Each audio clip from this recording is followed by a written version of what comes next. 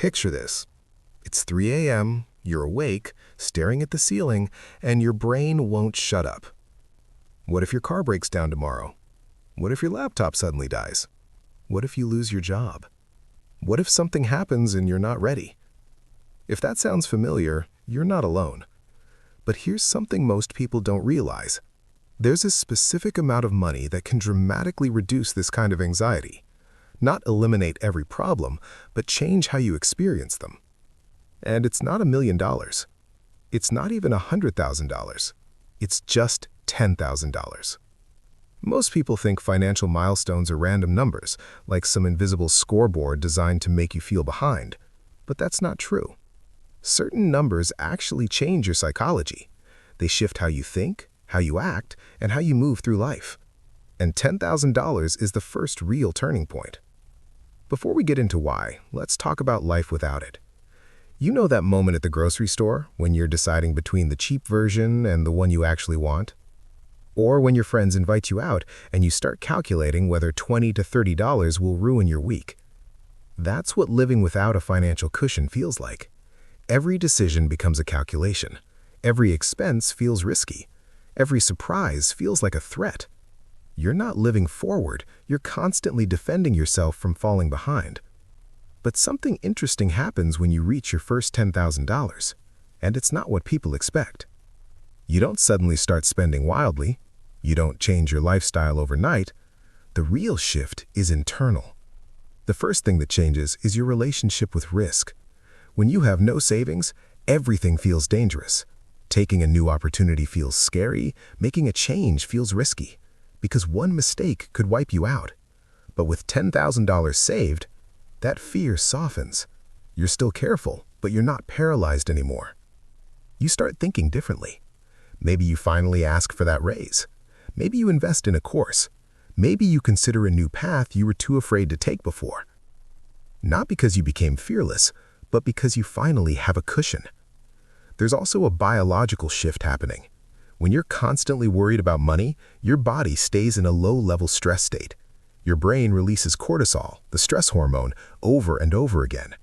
But financial security, even a small amount, reduces that stress, which means something simple, like a car problem, feels completely different. Without savings, it's panic. With savings, it's just annoying. And that difference matters more than you think. Because when you're not constantly stressed, you think clearer, you make better decisions, you sleep better, and you show up better in your life. Here's the part most people miss. The power of $10,000 isn't in spending it, it's in knowing it's there. This is what people call an emergency fund, but it's not really about emergencies. It's about peace of mind. Ironically, most people who build this cushion don't end up using it for disasters. They use it for opportunities. They invest in themselves, they make smarter moves, they take chances they couldn't take before, because they're no longer stuck in survival mode. There's also a quiet confidence that comes with it. When you know you have money in the bank, you carry yourself differently. You're less desperate, you negotiate better, and you walk away from bad situations more easily. And that confidence creates better outcomes in your career, your relationships, and your life.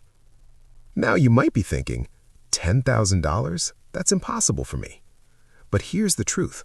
The hardest part isn't saving the money. It's becoming the kind of person who saves. Most people treat saving like a temporary phase.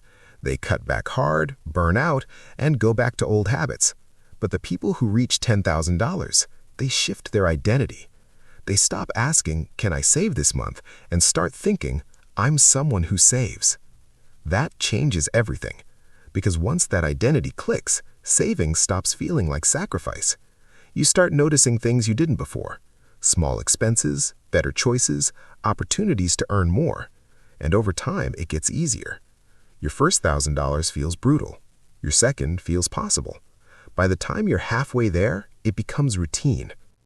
There's also a simple mathematical reality. Most financial emergencies, they're under $10,000. Car repairs, medical bills, unexpected setbacks. Which means once you hit this number, you're protected from most of the things that keep people stuck. You're not rich, but you're no longer fragile. And that changes how you think about money itself. Before savings, money feels like something that disappears. After savings, it starts to feel like a tool, something that gives you options.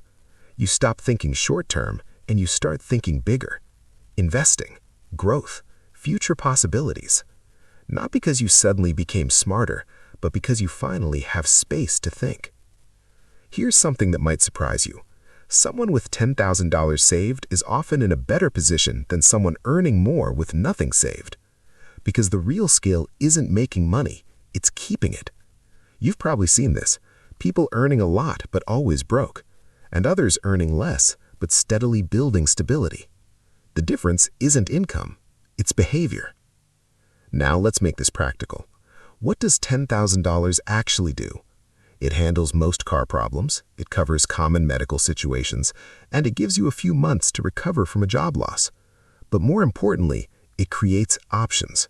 You can invest in yourself, you can take calculated risks, you can say yes to opportunities instead of just watching them pass by. There's also something subtle but powerful that happens. Decision fatigue disappears. Right now, you probably make dozens of tiny financial decisions every day. Can I afford this? Should I buy that? Is this too expensive? It drains your energy. But with a financial cushion, most of those decisions disappear. You choose based on preference, not fear. And that frees up mental space you didn't even realize you were losing. Let's be clear about something. $10,000 doesn't make you rich. It doesn't mean you stop caring about money, but it gives you something more important: breathing room. And when you have breathing room, you make better decisions. You spot better opportunities. You build a better future. So if you're starting from zero, don't overcomplicate it. Start small. Stay consistent. Because the real transformation isn't just the money, it's who you become while building it. And that version of you is worth far more than $10,000.